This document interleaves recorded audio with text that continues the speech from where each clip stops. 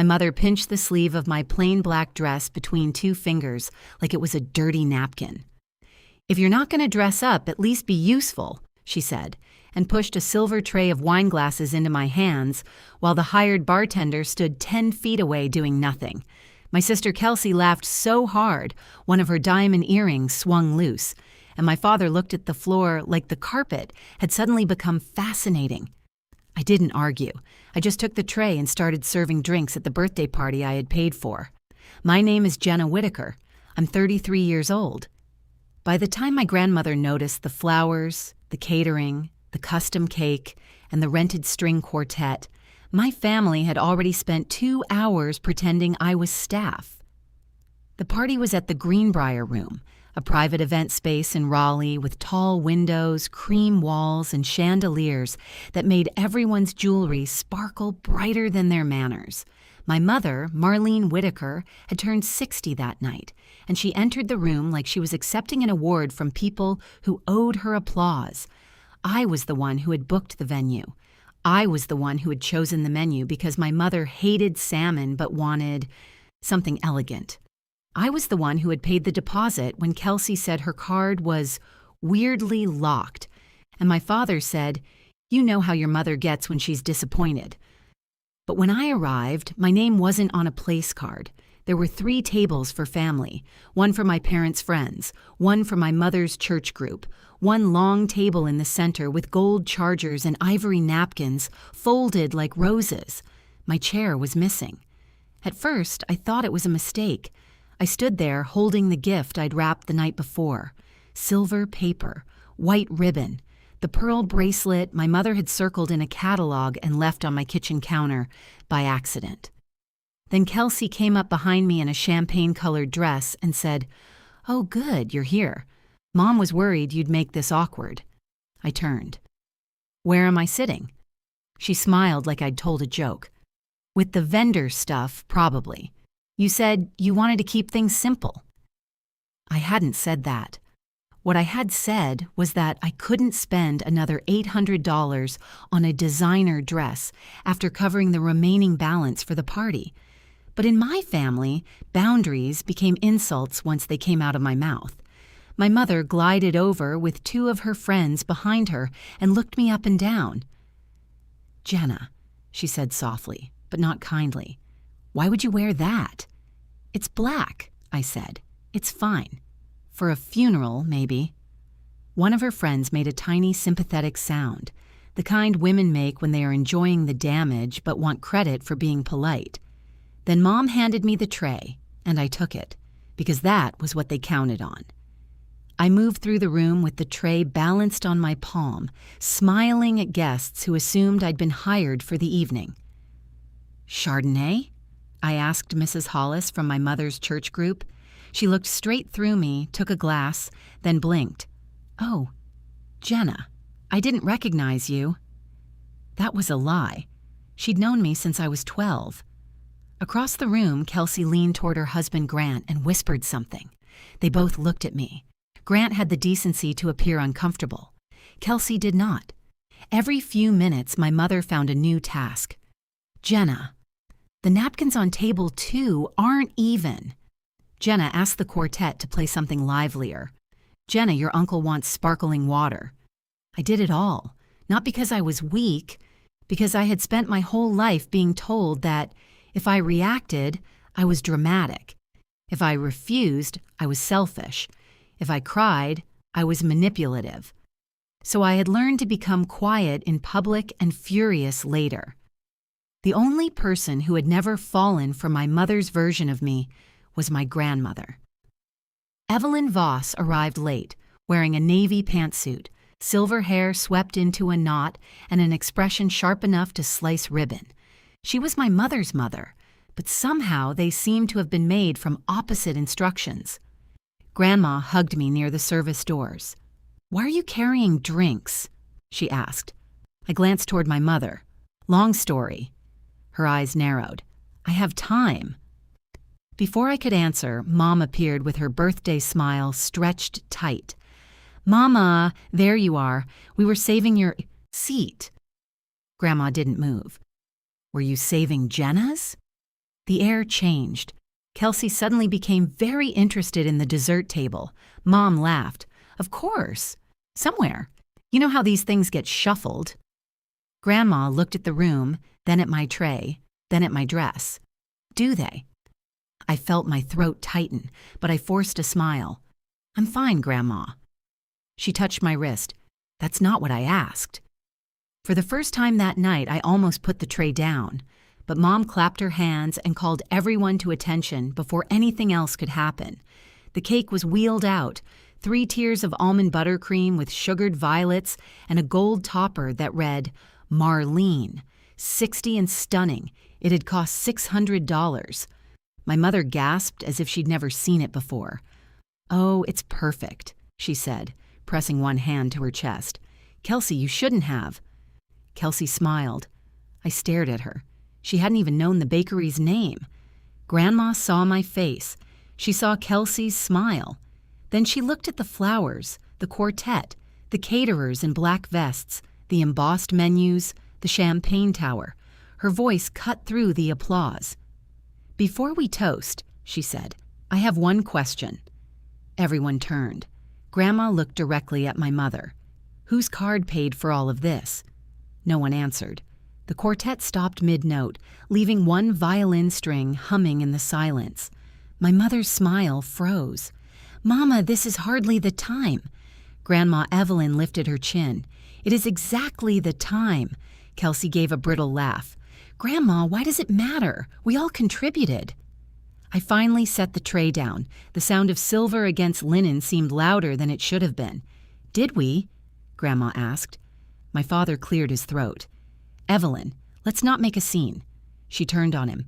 Martin, you have been avoiding scenes for 40 years. Look where that got your children. A few guests shifted in their chairs. Someone coughed. My mother's church friends stared down at their plates, but none of them left.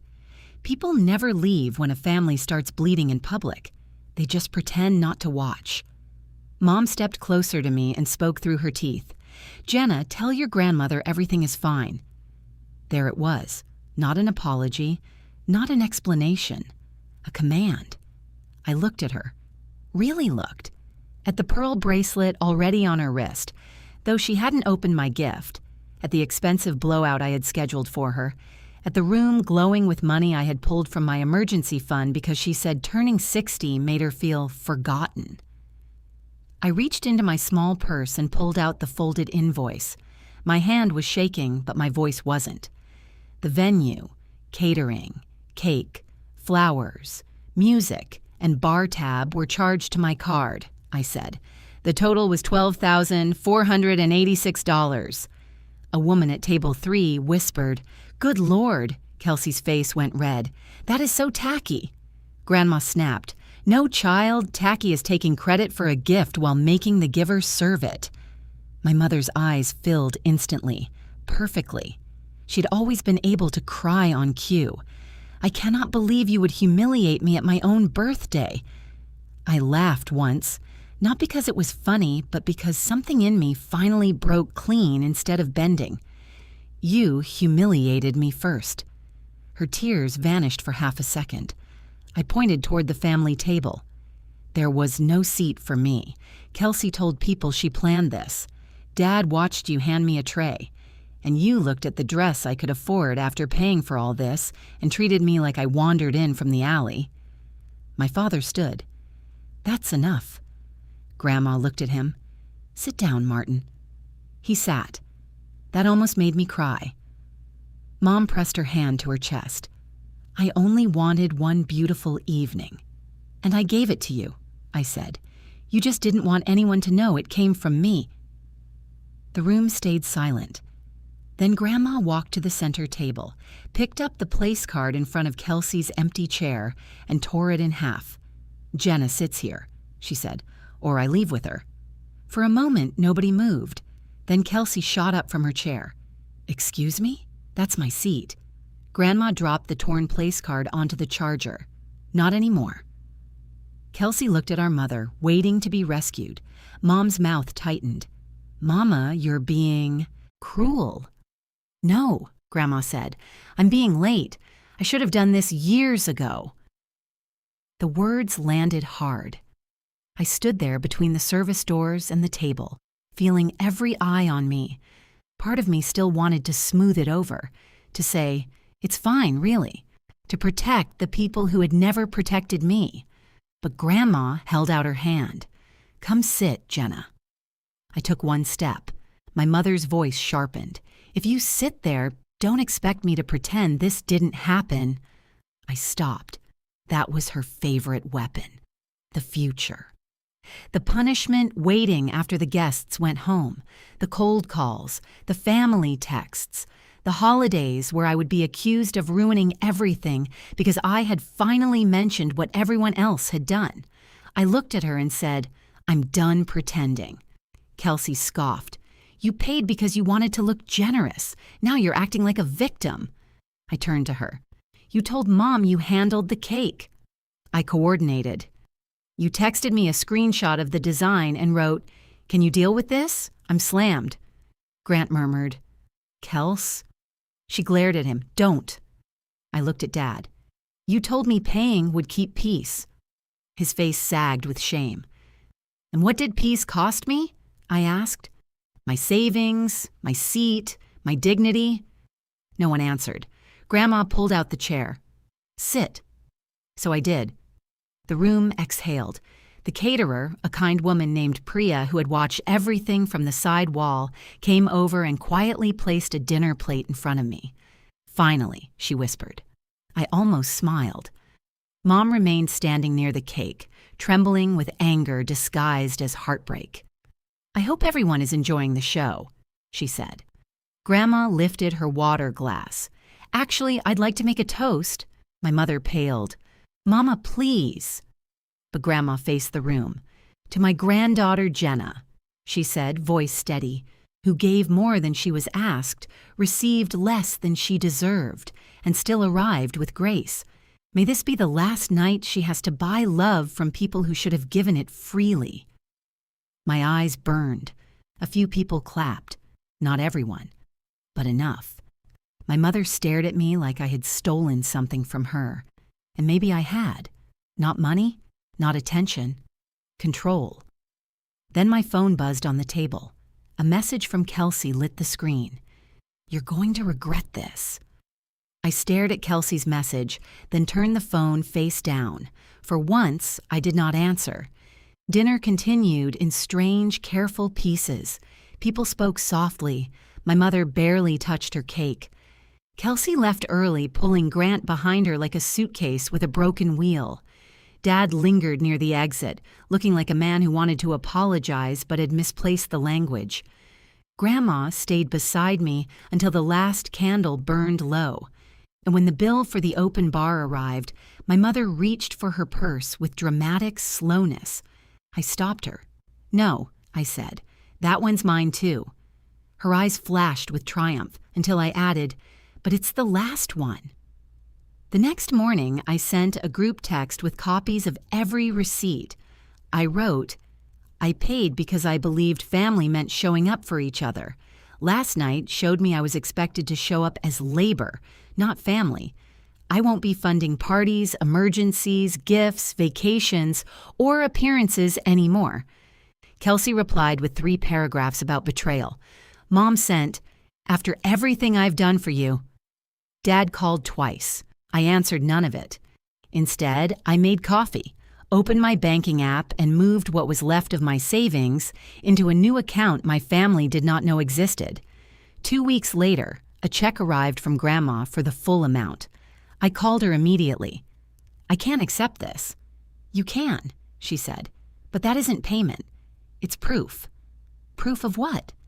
"That someone in this family knows what you're worth." I cried then, quietly, safely, in my own kitchen. 6 months later, my life looked smaller from the outside and bigger from the inside. I stopped attending Sunday dinners where I was assigned cleanup while Kelsey was praised for bringing store-bought rolls. I spent Thanksgiving with Grandma, eating roast chicken on her blue plates and laughing so hard over burnt pie crust that we had to open a window. My father began meeting me for breakfast once a month, At first, he apologized badly. Then, slowly, better. Mom sent cards with underlined Bible verses and no apologies. I put them in a drawer until one day I stopped opening them at all. Kelsey and I didn't speak. And the strangest thing happened. Nothing collapsed. The world did not end because I stopped carrying the tray. By the following spring, I bought myself a dress. Not black, not plain. Deep green silk that moved like water when I walked. I wore it to Grandma's 79th birthday at a little Italian restaurant downtown. There were no chandeliers, no quartet, no gold chargers. Just 12 people who loved her, one round table, and a place card with my name written in Grandma's careful hand. When dessert came, she raised her glass at me. I raised mine back, and this time I was not standing behind anyone's chair. I was seated, laughing, full of cake, with both hands free. If you've ever paid for the party you weren't allowed to sit at, I hope you hear me. Put down the tray, take your seat, and stop pouring. If this story stayed with you, tell me in the comments what you would have done in my place. And if you want more stories like this, please like the video and subscribe to the channel.